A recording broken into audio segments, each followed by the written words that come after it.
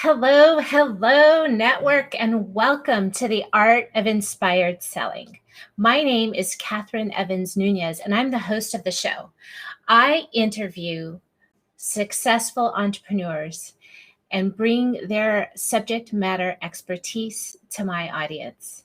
The focus of the show is to take those small nuggets of wisdom and expertise that thriving entrepreneurs are experiencing in the new normal, and I have them bring that into the show as a teachable moment so that you, the audience, can pick those nuggets up and run with them and implement them immediately into your business and actually not just survive, but thrive in the new normal. Now, today, I am so happy that after about 40 episodes of the show, I'm actually live on LinkedIn. So we not only are live on LinkedIn, YouTube, Twitter, and Facebook. So we are here to reach the audience, to be able to support you and to inspire you to be your best-selling self.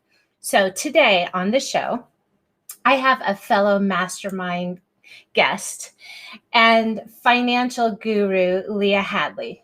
So as always, I'm going to read Leah's speaker bio so that I can give her the best kudos I can give her. Leah Hadley is a best-selling author and award-winning financial advisor. She's committed to helping ordinary people like you and me accomplish extraordinary goals by mastering their money. Now, when I was writing the show notes today, I had a little problem with that ordinary people, because if you're on my show, you're a guest on my show, let's make sure we have the chat open too. We know already that you're not ordinary, all right? You're an extraordinary person because you know that you have a need to fulfill. You're a B2B entrepreneur and you're looking for nuggets to pick up to freaking thrive in this economy. So I just wanted to make that little side note. But anyway, you could say it's her job to help people get good at money. It wasn't always like that. Though, after getting her master's degree, she started work for a big investment firm and was appalled at the same old cookie cutter strategies being dolloped into everybody's lap, regardless of their circumstances, goals, or financial situation.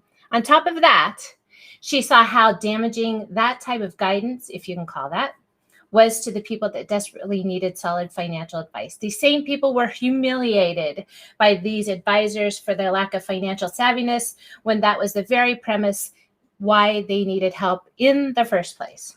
So since then, Leah has made it her mission to empower women to take control of their finances and to build wealth.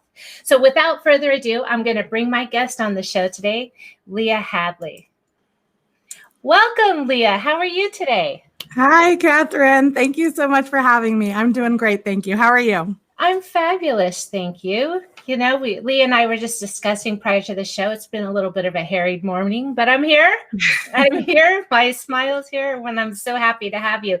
Now, Leah, where are you coming live from today? I'm located outside of Cleveland, Ohio. Cleveland, Ohio. And are the leaves changing? Is it pretty? Has fall entered into the air up there? Yeah, so we have had a gorgeous fall here, but we've had some rain the last week or so that's taken down a lot of the leaves. But it's definitely my favorite time of year, and it is beautiful with the leaves changing. It's just gotten a little crisp cold lately. Yeah, and you know, I'm in San Diego and I'm a little bit of a sun baby and a wimp, so we hit 50. So I have long sleeves on. You know, and the fireplace was on this morning, and you know, it's just a reality, but somebody's got to do it. We have to whine a little bit. We're back in San Diego to that 50, 70 weather, which is why we all live here. It's just fabulous. But so Leah, as you know, the name of the show is The Art of Inspired Selling. So I always ask my guests when they come on the show, what is it? Now, you're having one of the best months of your career. Is that yes? Yes. That is correct. Yes. Okay, guys. So that is so important to understand, that people are not curled up like a ball in a fetal position right now, right? Some people are thriving, and Leah's one of them. And I'm so happy to have her to talk about that. But Leah, what is it that inspires you to get up every morning and do what you do to tackle finances? And, you know, you're dealing with women in finances, so there's emotions involved in that. I know that you also are an expert in some divorce litigation, not litigation, but just talking about divorce and finances. And so tell me what inspires you every day to do that. And I'm going to fix my camera while while you're talking. Sure. So you're right. I do handle a lot of different financial situations. And sometimes people come to me when they are going through very difficult times. And one of the things that really drives me, gets me up in the morning and gets me excited is watching people go through these just incredible transformations. So a lot of times they're coming to me during a difficult time, but I get to celebrate the goals with them when they reach those goals as well. And I think probably your average financial advisor is going to tell you, I mean, watching people reach that huge retirement goal, it's a lot of fun. It's exciting. It's something that people work their whole lives for, and it's awesome. Yes, as a matter of fact, I have a little echo. I'm reaching what should be retirement age, but as a serial entrepreneur, I tend to go through my retirement and then I come back. I've retired already 3 times. I'm in my third retirement. But anyway, I've had some phone calls this week from people that I've worked with for a long 30 plus years. And they're like, yeah, Kat, guess what? Yeah, me and the wife, I just retired. I'm like, we have been talking about this moment for 30 years and it just arrived. So that's another thing to just share, right, with the audience about success, happiness, anything. Life is just a journey, right? Enjoy every minute of how it goes. Celebrate all those milestones, because like when retirement comes and there's no fanfare, or when the party's over or whatever, it's just like crickets, like, right? So you need to celebrate it the whole time before it's going to happen. So Leah, we're going to talk today. Before I go over that, what happened in your life recently that has caused you to have the success that you're having? I know that your calendar is full and you're able to take those clients on that you want to take on. What happened to get you to where you are today? So maybe you can share some best practices in case somebody can pick that up as well as a nugget today. Yeah, absolutely. So from a business perspective, really what's driving my business growth is twofold. Number one, I feel like just when you've been in business a certain length of time and developed really strong relationships with your network, suddenly it all comes together and you have fantastic referrals. People are starting to figure out the right referrals for me. And I'm just really excited about the people who are reaching out to me right now. But also I have been invited on to several different podcasts or other kind of platforms to kind of get my message out there. And I'm connecting with the right people that way. And so that's been huge, as well as just increasing my visibility, as well as just, finally kind of seeing all those pieces, that foundation that I've laid over the years kind of coming together. And then, this year, quite frankly, when it comes to finances, people need support. I mean, yes. I'm definitely in a business that I can help. This is a year where I can add tremendous value for people. And I think that's coming through as well. And so one of those things I want to pick up, one of those little nuggets of wisdom that you picked up, you threw down, I want to pick up, and that is you've consistently shown up through the years, right? And storyboard, whatever book you're reading, whatever it is, it's not about being a flash in the pan. It's being consistent in your digital footprint, which is what we teach people at the social selling agency, right? Is to create that compelling digital footprint and to build that audience and to build your network and to build authentic relationships, right? So in a normal non-COVID time, how are you networking to build your business? So many different, I really don't rely on any one area. I'm involved with lots of professional organizations, but for me, and I think like you, Catherine, NABO has been a fantastic resource and network for me to develop relationships with other women in business. That's been a fantastic resource for me, but other professional organizations as well. And then just kind of networking online. And I would say this year, more than any, I've really made a push to make those online connections because it is harder to get out and get in front of people in person. But I've actually found that has been tremendously productive. It's less time consuming than getting out there and networking in person. And with the number of people online, you can really find the right people. The right relationships. So I almost feel like you're doing my elevator pitch right now. So, I might just hire you, right? You're all the key words. You're just like nailing them right there. I guess that's why I brought you on the show. We're in alignment. Yeah, right. So it works. You're a testament to social selling and online networking with the right people, with the right message, finding their pain, and then making sure that you're not selling, right? You're just talking to them about understanding their pain and what you can do. Yes. Yeah. Yeah, okay. Absolutely. And I can't tell you, like, I mean, selling does not come naturally for me. So just to be clear, it is definitely all about the relationships, because at the end of the day, when you build those relationships and you know who you serve, the selling piece, it's just you're solving a problem, right? And so that's what it comes down to for me.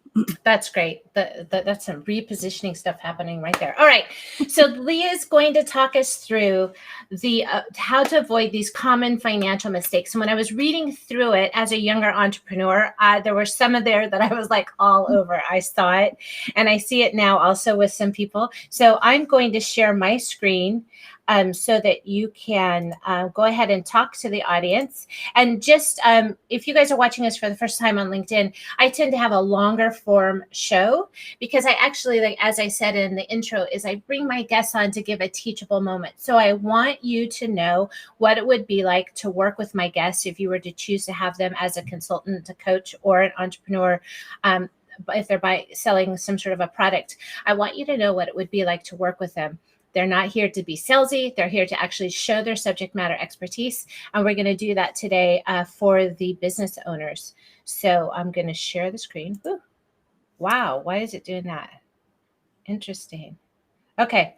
Get a little like flash. I know. It's Halloween. It's Halloween. There you go. I don't know what it's doing.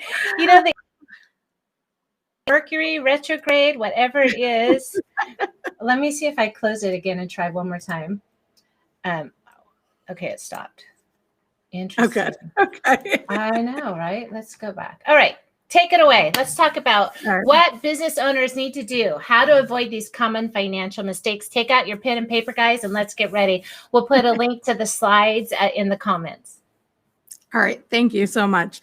So I do have a lot of business owners as clients, and they often, I will just tell you, the people who reach out to me come to me because they are having a difficult time in one way or another reaching their financial goals. So a little background on kind of where this information comes from. It's really about my personal experience working with those professionals and finding the mistakes that I'm seeing kind of repeating themselves over and over. And some of these I'm seeing with newer entrepreneurs or newer business owners, but some of them I'm seeing with people who are very well-established businesses, and I'm seeing the same mistakes over and over. So I want to just say, I'm going to give you some tips on how to avoid these mistakes. But if you're making these mistakes, you're not alone. Okay. A lot of times people when it comes to financial information or financial education, I feel like people are constantly beating themselves up, thinking that they should know better or they should be doing better or what have you. And so many of my clients who are business owners come to me because they are really passionate about whatever business they are in, whatever it is they're doing. They are an expert in that business. Some people, I hate, I'll continuously interrupt you. So let's just throw that out there. But I say over and over again, right? You can't measure your success with someone else's yardstick. So they're looking at other people's success, or maybe they thought that they would be more successful where they are today. But as I put in the promo email for the show, without a successful plan, it's wishful thinking. So that's why people like you and your profession exists. So you're helping them. You're redirecting them. Okay. That's right. Keep going. Sorry. That's okay. So you're exactly right. And a lot of times a lot of people I see get into a business that may even start as a side hustle, that they were not even necessarily thinking of themselves as a business owner when they first started. They were maybe just looking to earn a little extra money, or they, some of the landscaping businesses I've seen, they kind of had the side hustle going on, and then over time they kind of built it up and established it into, kind of a real business, if you will. And along the way, they may have had really great client relationships, customer relationships, selling skills, for example, or just a real passion for whatever the work is that they're doing, but they maybe never had the financial education, or they maybe never had, the right person involved in their business from a financial standpoint to get them on the right path. And so I think it's just really important to acknowledge that whatever you're at right now, that's just a point in time, right? And so there's always room for improvement. And so none of these tips are to say like you're doing something wrong, although they are mistakes, but that if you're doing them, that there are things that you can be doing better to kind of better position yourself going forward. Okay. And so there is, and I think you read it in my bio, I think it's so important to be clear, there is no shaming here whatsoever. I cannot tell you how many people sit down with me for the first time and they say, I met with another financial advisor, I sat down with somebody in the past and they made me feel ashamed, or they made me feel embarrassed. And that is just, it's one of like, to me, it's just makes me sick to my stomach. I hate it when people are seeking out your support and they're being, diminished, and that experience is awful. And what I've seen with some other financial advisors is that they say, oh, well, I only work with people that have 500,000 and above to invest, or to, so that puts a little shame as well. And, they're like, oh, well, so I don't have my $1 million in the bank to hand you, let me get it out of my mattress. Yes. It does. And I would reframe that thinking a little bit in that it's not, that doesn't have anything to do with you. That's the way that advisor has chose to manage their own business. And just like as a business owner, you make your own decisions, right? That's how they've chose to manage their business. I don't have minimums when it comes to investing. And I actually help people with financial planning who aren't even necessarily investing with me. And so my perspective and the way I approach things is a little different.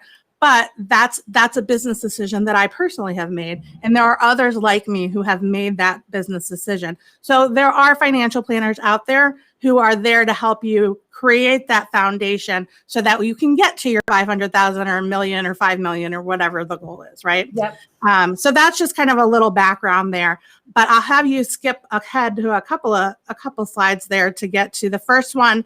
And the one that I see all the time, and this is the messiest thing, especially when I'm supporting people who are going through a divorce, is mixing business and personal accounts and expenses. First of all, lots and lots of people do this. So if you're doing it, you're not alone. But from a financial planning perspective, from a tax perspective, from just kind of being able to protect your business versus your personal, it's really, really important to keep those things separate. So business expenses and income go through business accounts. Personal expenses and income go through personal accounts, and they don't mix. There's a little word that accountants like to use, right? Which is commingling. Yeah. Right? No commingling. That checking account that has the money in it, is not your grocery or your drinking fund. Correct. And even to the point of if you are paying for things out of your personal account, create a reimbursement policy, make a little form, whatever you're going to do for your business, and document it. Make sure you're keeping clear documentation when you're reimbursing yourself for expenses. So that way you are crystal clear on this is business and this is personal, and never the two shall mix. So that's sort of tip number one, keeping them separate. If you're not operating them separately now, really go through, and sometimes I'll do this with newer clients that really have them commingled, and actually go through the transactions on each of your statement, because sometimes people have it so mixed up that they might have personal subscriptions hitting their business account, things like that, and making sure that, if you're doing online shopping and you have like a card saved in Amazon, for example, making sure that you take out any business information if that's a personal use, and making those adjustments. So kind of looking at how commingled they are, where those expenses are coming from, but also, and when it comes to the only way you're going to keep business and personal separate is if you're paying yourself. And we'll talk a little bit more about that. Okay. But that's another piece where you're making sure that your income is clear. What is business revenue versus what are you paying to yourself? Okay. Let's go to slide number 2. All right. Investing. Well, I could throw it out to the audience. Just if you guys have questions as we go, we can back up the slides and we can even have a recap at the end. So we'll keep going. Absolutely. We have a little spam on here, but that's okay. Okay. So investing without a plan. And let's talk about what I mean with I'm saying investing now. We're talking about your business here, investing in your business. And so especially, actually, I can't tell you how many clients I see when I sit down with them for the first time. There's no financial budget. There's no forecast for the business. They're just kind of operating on a month-to-month basis and really haven't created any plan around money, right? That is very, very common. Having a clear plan for investment, which means, if you're investing in capital, getting clear on what your return expectations are. But I also see it with a lot of, especially online entrepreneurs that I work with, who are investing in all kinds of programs or, different things that are available online. Mm-hmm. When you're spending money in your business, that's an investment, right? Your business is an investment, and making sure that you're going to get a return on that investment. So thinking strategically about how you're spending money and when you're spending money is really important to improving your profitability as a business owner. And I think what we might be experiencing right now in this whole crazy digital e-course world, right, is that people go down these rabbit holes and they see, oh, one more course. Okay, let me take one more course. And what's your advice on that? If you're going to look at buying a course, or when you say before making large financial commitments, consider the returns, what number would you put as large? What kind of? So that's going to vary significantly from business to business. Right. So that, for some people who are just starting out, a $500 commitment could be a large commitment, right? But certainly when you're looking at several thousands of dollars, and especially if it's several $1,000 a month, right? Mm-hmm. But if you're bringing a consultant into your business, if you're working with somebody, let's say on your marketing, you want to get clear on what your investment is and what their return expectations are, right? And so looking at, if I do X, Y, and Z, what is that actually going to mean for my business? What's that going to mean in terms of revenue? Where's that revenue going to come from? How much control do I have over those things? And what is the timing that we're looking at?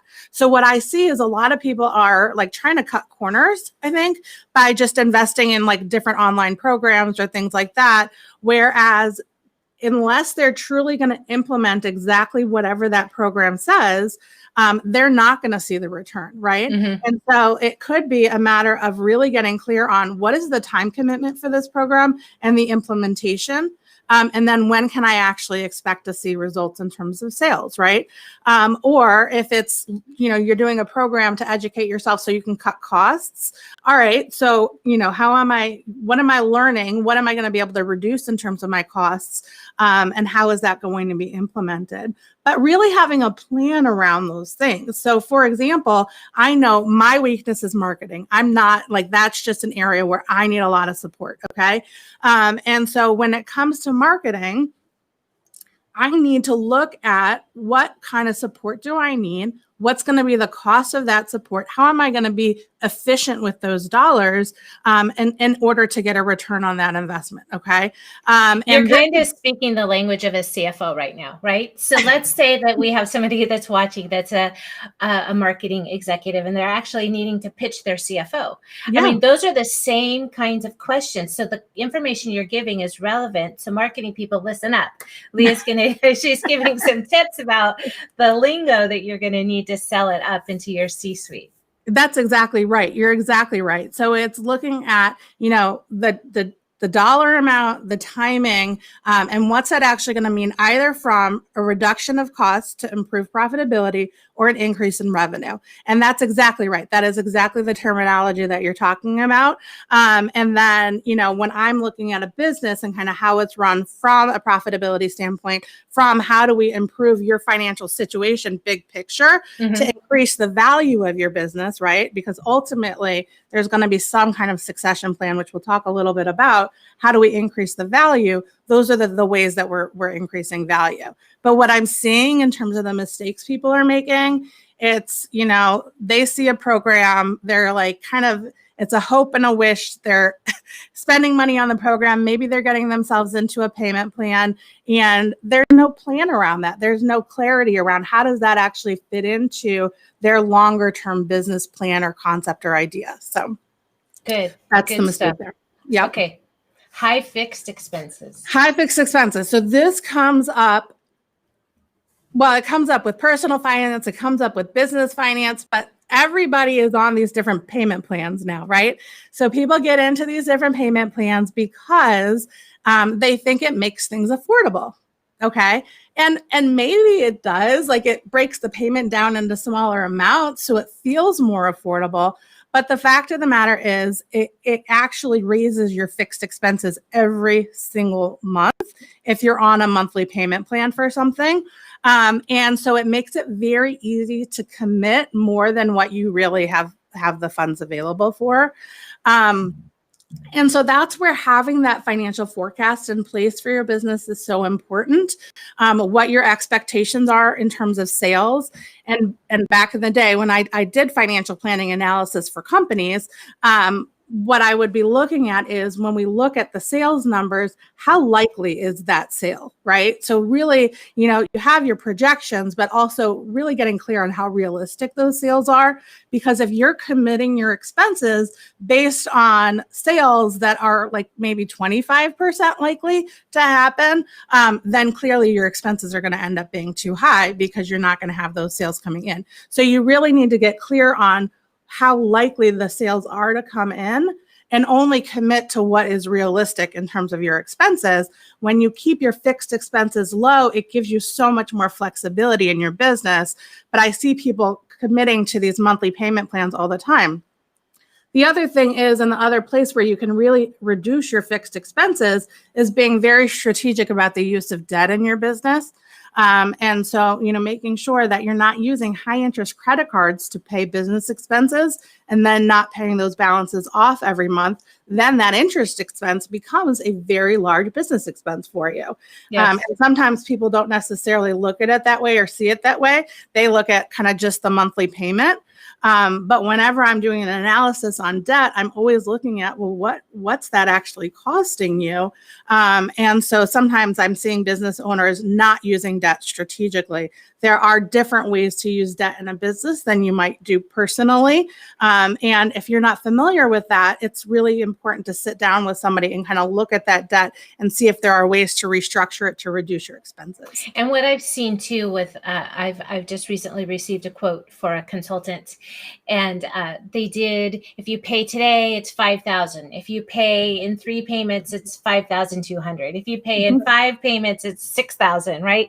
So you need to be aware. There's probably some room for negotiation, yes or no, depends on what kind of negotiator you are. But breaking those things up, it's important to remember that could happen too. Absolutely. So it just totally goes back to how strategic are you about what you need. So it sounds like Leah's your lady to talk to about that kind of stuff. I know I need it. I think my COO might be on this watching it. He keeps me in balance. Okay.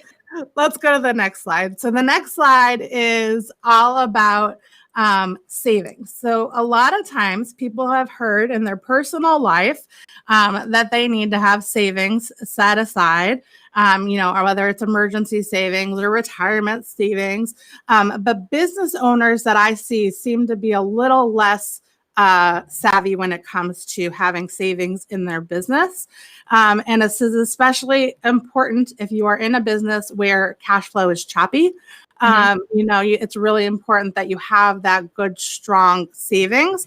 That's going to get you through difficult times. A lot of people, I mean, you're seeing it right now, where sure, right? there are a lot of businesses that are closing down because they didn't have enough savings to get them through this, change in spending patterns related to the coronavirus. And so that limits your options, right? When there is minimal or no savings, it means that you have to, cut back on staffing more quickly, and make adjustments that could have significant long-term negative impact on your business. Whereas if you have some savings in place, it gives you more flexibility. And that's even for solopreneurs, making sure from a business perspective that you have savings in place. So that way, if you do see your revenue drop, you're able to cover your expenses and kind of get back on track with some of that savings. So let's just say, you're a coach, or you have a monthly recurring revenue coming in from clients. When you work with your clients, do you ever say a percentage of every transaction needs to go into savings? And if you do say that, is there a percentage that you see? I know it might all depend on debt, but if you've got debt and you just focus all your energy towards the debt, you're still not building any savings. Right. Absolutely. That is absolutely true. And I always tell people, and I do this on the personal and business side, even if there's debt, you want to build up some savings, even if you're on a debt management plan, because unless you have savings, you will always be in debt. And so that's really important to keep in mind, that it is really important to have savings. So generally, Catherine, I look at it more from the expense standpoint rather than the revenue standpoint when I'm looking at somebody's business, and how much savings that I would encourage them to have in place, rather than kind of a percentage of every sale coming in, really looking at kind of what their operating costs are. And if we were to see a drop in revenue, what that would look like, in terms of what their need for savings would be. Now, the way they build that up may be a percentage of, every contract coming in. But in terms of what that number should be ultimately and what they want to keep in cash reserves, I look at it in terms of kind of how the business is run and what makes the most sense from that standpoint. Okay. Cool. So I keep adding, let's add the next step here.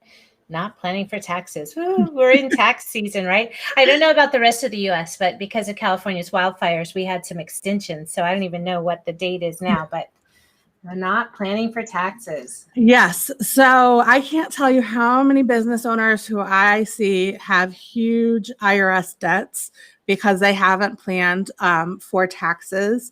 My recommendation is to have an account that you have just dedicated for taxes, because otherwise I see it, when people have it kind of mixed up and not planned for, they, end up spending it or thinking that it's part of their savings. It's not part of their savings. It is a liability that they, need to pay their taxes. So I do recommend that you keep a separate account. And similarly, where we were talking about a strategy of how to decide how much to put into the savings, the taxes, it is typically a percentage of whatever, the revenue is. But that does vary. That percentage does vary based on your business, where you're located, and how you're taxed. So, I would recommend that you do have a CPA. We'll talk a little bit more about who should be helping you and who should be on your team. But having somebody who does not just prepare your taxes for you, but plans for taxes with you. So as a business owner, it's really important to be doing projections and paying quarterly payments and making sure that stays on target. And that's definitely a common mistake, especially newer entrepreneurs. I see them making. Yeah, quarterly makes it nicer, right? Although if people have their head in their sand, maybe I'm talking about me with taxes, and they can just push it off till the extension, they think it becomes this bigger issue that they have to tackle, right? Becoming friendly with your finances and understanding how the operation works, and understand your operating expenses and your savings, and just embracing all of it, just helps it just be a part of corporate America, or that's being right. an entrepreneur. It's just part of running a part business. of business. Yeah. Yeah. It is. So let's change our mindset around that. That's right. And the other thing is to really, and I know this is going to sound crazy to a lot of people, but to be very proud and feel really good when you're making those tax payments, because that is like, your business is doing well enough that you're owing taxes, you're creating value in our economy, and that is taxed. And I know people hate paying taxes, and there's lots of things that we can do to look at being very efficient and minimizing those taxes. But at the end of the day, when you're paying taxes, you know you have reached some level of success and that you are creating that value. It's good. It's a good place. All right. Keeping all your eggs in one basket. Number 6. Yes. So a few things as it relates to keeping all your eggs in one basket.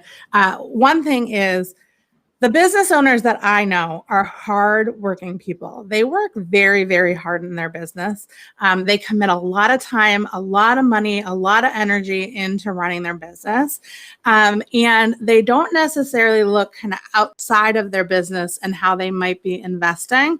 But most people have heard, not like when it comes to investing, you're not going to invest all in one company, right? I mean, look at like Enron years ago, right? For people who had a large investment in Enron and suddenly they lost everything, right? Overnight. So when you're only investing in your own personal business, whatever that business may be, you really are putting all your eggs in one basket.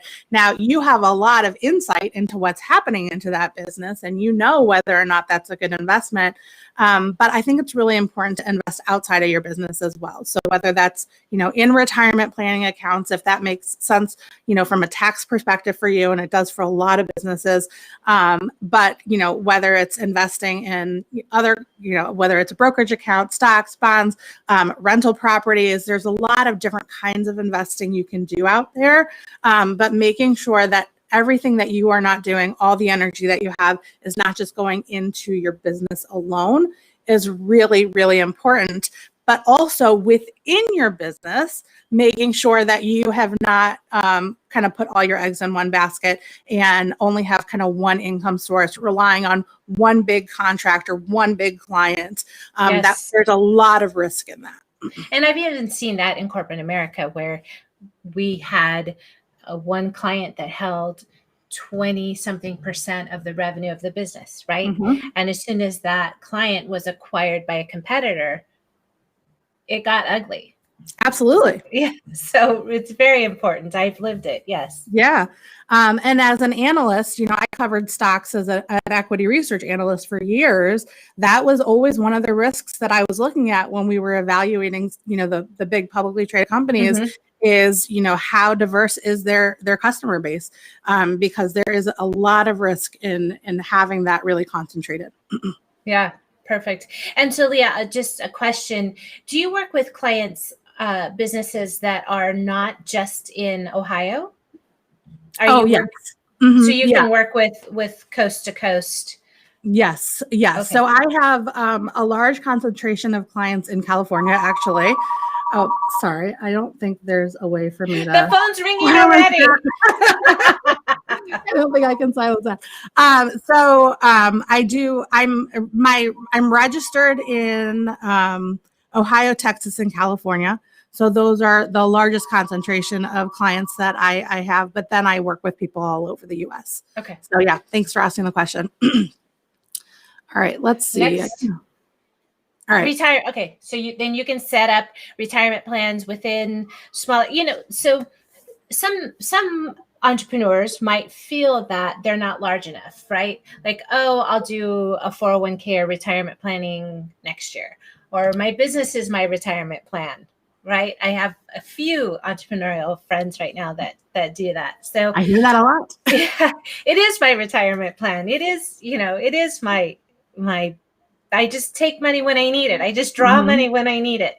Yeah. So you help them with that strategic plan, right? Not exactly. Okay. Whether they should take draws, whether they should take dividends, whether they should take, they should be on salary, how much salary, bonus structure, all of that. You work with them to set all of that Some up. of that. Some of that's going to be with their accountant. So partnering with their accountant on some of that. And we'll talk a little bit more about that in a minute. Okay. But I do want to comment on what you were saying. My business is my retirement plan, because I hear that all the time. Yes. And imagine, and I know, Blockbuster didn't have one owner, but imagine if you were the owner of a company like Blockbuster and that was your retirement plan, you'd be in trouble, right? I mean, in every industry, the world is changing and the way people are interacting is changing. And hopefully you're able to innovate and stay on top of things, but not every company does. And there is a tremendous amount of risk in assuming that your business is going to be your retirement plan, because your business may or may not have the value you think it's going to have when you retire. Yeah, good information. All right. Now, from pumpkins to eggs, not preparing for what's next. And that's right, exactly what I was just talking about just now. So a couple of the things that we talked about in some of the other slides, when it comes to succession planning, you really want to know, if you are planning to sell your business, how your business is going to be valued. Okay. And you want to know that early on. So many years before you had planned to sell your business, you want to know how in your industry is your business valued and how can you maximize the value in your business. So looking at ways, that's really good, right? When you're starting your business too, people say start with the end in mind. Mm-hmm. So as I'm strategically planning, where should I put my focus, right? Exactly. What's my exit strategy? Exactly. Yes. And it could be, it could be family. It could be, there's so many different options. But it's important to think about what that's going to look like and to start planning for it, because any of those transitions, whether it's the sale of a business or, you have somebody coming in and taking over the business, they take time and thought to be handled correctly. And so it's really important that you are preparing kind of for what's next. But then also that retirement planning piece that we talked about before, understanding that your business should not be your retirement plan. It can be a component of it, absolutely. But relying on it completely, there's just tremendous risk. And as a financial planner, that's one of the things that I'm always looking at, is how do we mitigate risk? And that's one of the ways that you can really look at minimizing your risk, is diversifying and having other sources of assets and income in retirement. Okay. I wrote that one down. And, just also for the audience, when this gets repositioned to a podcast and you listen to me talk, I'll have a link to the slides in the show notes. We can talk more for honoring those people with some disabilities as well. Right now, we're showing a purple slide that in the text on it says not preparing for what's next, succession planning and retirement planning. So I apologize for not addressing that earlier. Next slide is turquoise, not getting help, considering assistants, bookkeepers, accountants, financial planners, or coaches. This is a good section. Let's talk about this one. Yeah. So this is, at the end of the day, and this is kind of the last point that I want to make on the biggest mistakes that people make. If you are not a money person, if finances is just not your strength, it is so important that you get support in this area. And I want to talk a little bit about what some of these different people do and how they can support you. I'm not suggesting that you need all of these different people, although you might. But I want to get clear on the kinds of help that is available to you. Okay. So sometimes for people, literally, it's just a matter of there's not enough time in the day and I'm not managing the day-to-day money well. And it might just mean you literally just need an assistant to handle things, basic kind of invoicing. That's one that always surprised me. I have to say, when I started working with business owners, I was really surprised by some people's invoicing practices. It's so important that you're really consistent with that. And so that might be, depending on the quantity, depending on the kind of business that you run, you may need a bookkeeper that's responsible for making sure that you're invoicing correctly, you're making sure that the money is coming in and staying on top of that piece. And so a bookkeeper is all about the day-to-day transactions. Okay. So making sure, that you are keeping track of the money coming in, the money going out. Generally speaking, a bookkeeper is not going to be somebody who's going to create the forecast or create the budget for you. They're just literally inputting information and keeping track of the day-to-day transactions for you, but certainly invoicing and helping and making sure that you're getting paid. But I am seeing a lot of people taking advantage of some of the online bookkeeping services, which I think can be really helpful. There are great tools out there, but if money is not your thing and you're not reviewing the reports and you're not making sure you're staying on top of getting paid, if there's not a person who's responsible for your account who's on top of those things, then nobody else is doing it either. And I think that's really important to know. And so sometimes the online bookkeeping services are not enough. That's not exactly what you need. Sometimes you really need a person who's going to be responsible for that. And don't you find if the person is a creative, and I can't, that's an assumption that creatives aren't in financial harmony, but if they hire somebody, they might not have that financial management skill. Right. So it is there's a lot of trust that goes with that. Like, I don't know it, so I'm just going to hand it over to somebody and hope they don't take advantage of me. Oh no, they might take advantage of me. I'm not going to hand it over. So now I'm going to hold on to it, and people aren't getting invoiced, etc. So when you're going through these, if you're hiring an assistant, and that assistant would be someone that might come in, let's just assume they can come in with a mask or whatever. So they would be going through receipts and entering them like in a QuickBooks or whatever they're using. That could just be a technician kind of thing, right? They're just data entry, categorizing it in the right class, making sure that they know. If you're looking for that type of assistant, what kind of background should they have?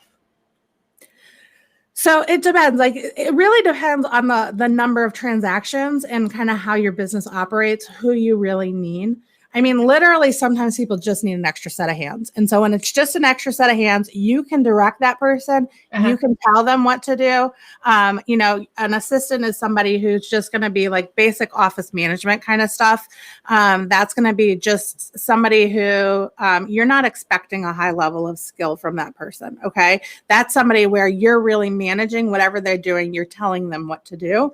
It could be a virtual assistant then. It could be a virtual assistant. We're not talking about finances here. It's just carving out a little bit of time in your day to take care of things that are revenue generating instead of that menial task over and over type of activity.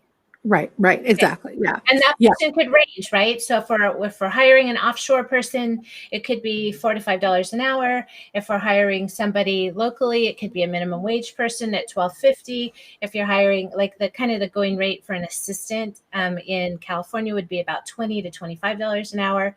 That's the range, right? So now then we move over into bookkeeper, and there's different levels of bookkeeper people as well. They could be also offshore. They could be part of a larger accounting company, or they could be a retired somebody that is looking for something to do. So what have you seen the ranges for qualified bookkeepers, an hourly rate for that? Or do you recommend an hourly rate, or do you recommend saying, here's $500 a month, you have to take care of it no matter how many hours it takes? How would you set that negotiation? Yeah. So again, it's so different from business to business, Catherine. It really depends on, and when you're talking about a bookkeeper, like the number of transactions, right? And so if you have tons of little transactions that are coming through that need to be categorized and what have you, that can be a big job for somebody. Some of like the therapists that I work with, for example, there are specific people who are more skilled when it comes to the insurance billing and handling the coding and things like that. And then I have some folks who, like digital marketing or they just have fewer transactions that they're dealing with, where they might have a bookkeeper for a couple $100 a month take care of everything. And so it really depends on the nature of the business and what the need is, what that expense might look like. But here's the biggest thing, and I think that people are missing out on the opportunity with a bookkeeper is they're kind of, a lot of people will wait till just the end of the quarter or the end of the year to just throw all of this stuff at somebody and have them get it kind of caught up for you. But if you have somebody staying on top of this information, all of this financial information is actually data that can inform all of the opinions about how you run your business. And so having somebody keep up with it on a regular basis so you can look at your P&L on a regular basis, what your balance sheet looks like on a regular basis, is so tremendously helpful in making business decisions. I mean, really looking at, all right, are my marketing dollars well spent, right?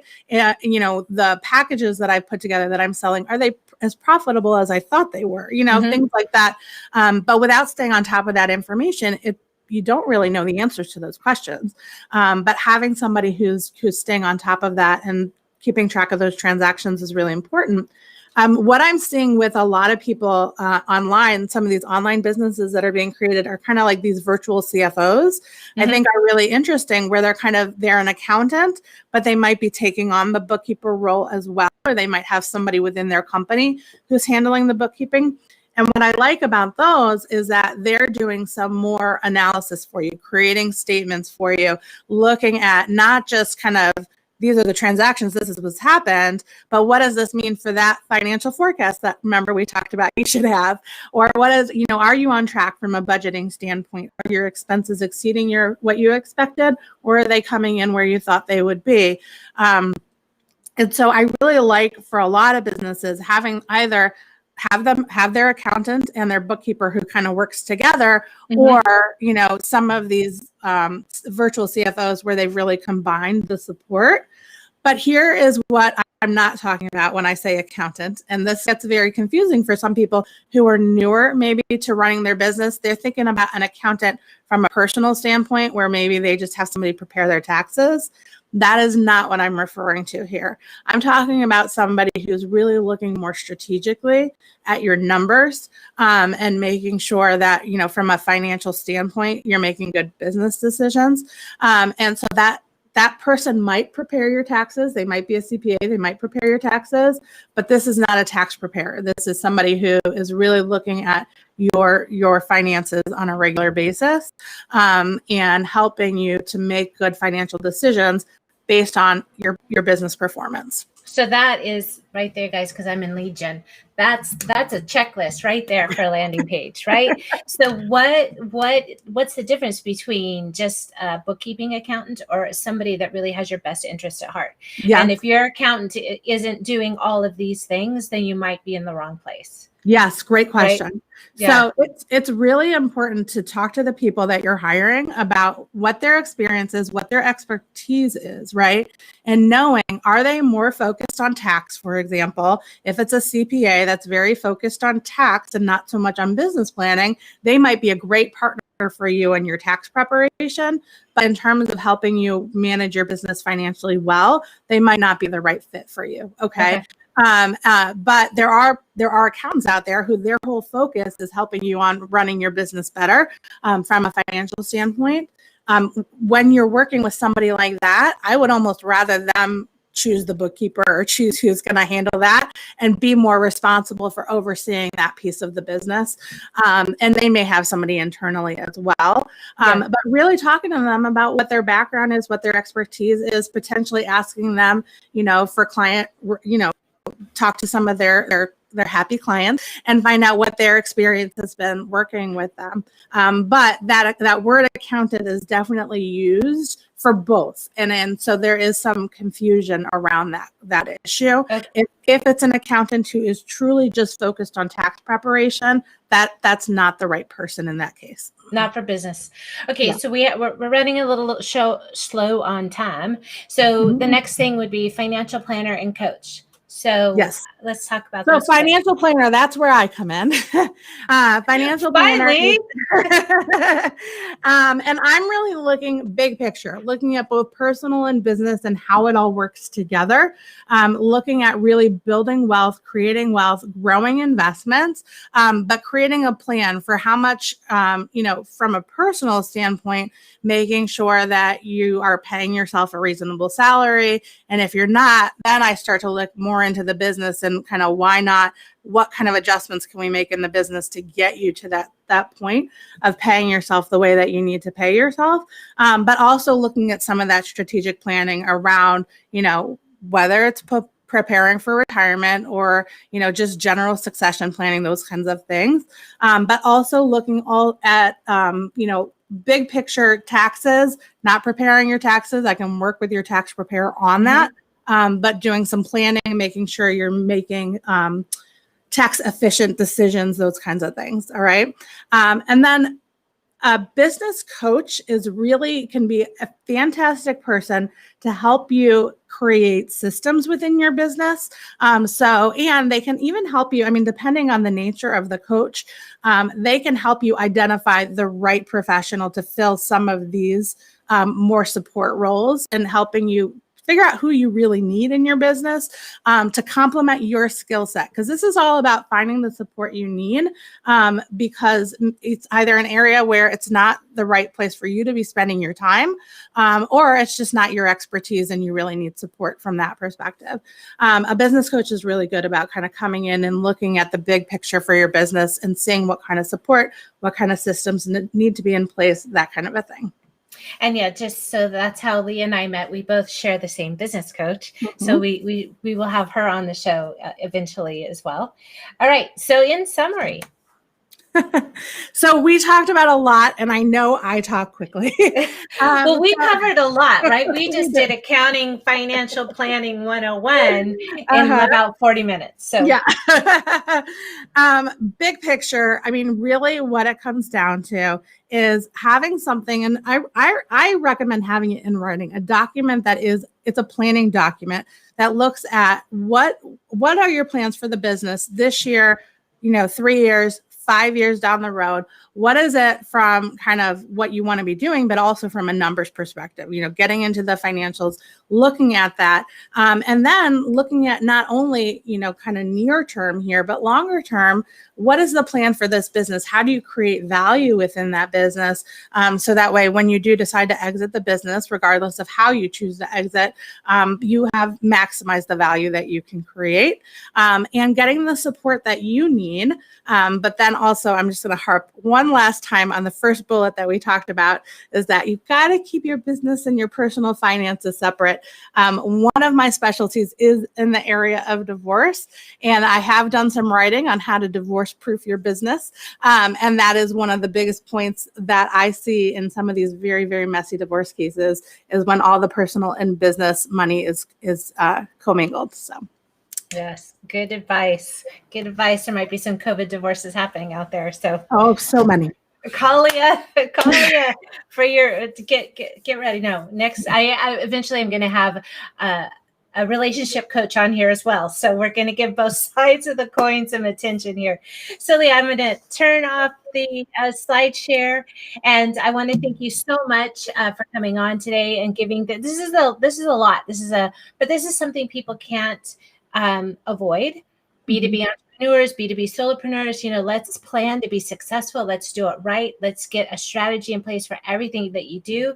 Leah and I are going to work together to make sure that for our digital marketing agency that we want to make sure we understand what's the return on investment. Like, what are you going to get from working with us? So yeah, that's a nugget that I pulled from today. So I'm going to work with you on making sure that I can deliver that for my clients. So any questions, you guys, we're live for just a minute longer. Drop the comments in the chat. We're here to support you. And you can find Leah. I put her email address in the email. You can find her on LinkedIn at Leah Hadley. Any other places where people can find you, Leah? Oh, I'm all over the place. I'm on Instagram, I'm on Watch or Thrive. And I do have a free Facebook group. It's for women who are committed to reaching their financial goals and would like support from a community of people who are also similarly committed. And that is the Watch or Thrive Facebook group. So the Watch. Yeah. Okay, so right here. I'm putting this in the show notes, you guys. The Watch Her Thrive. I can spell. Thrive Facebook group. All right. All right, Leah, so hold on tight here. I'm going to wrap the show. Thanks, you guys, for tuning in. Our first LinkedIn Live. As I said, it's a long form show, but I hope you picked up lots of content. The show will be repositioned on your favorite podcasting platform, but we're here for any questions. And if you feel like you might be a good guest for the Art of Inspired Selling, please contact me through whatever platform you're watching this show, and we'll make sure to have a one-on-one to see if you're a perfect guest for the show. Thanks so much, you guys, and I'll be live again next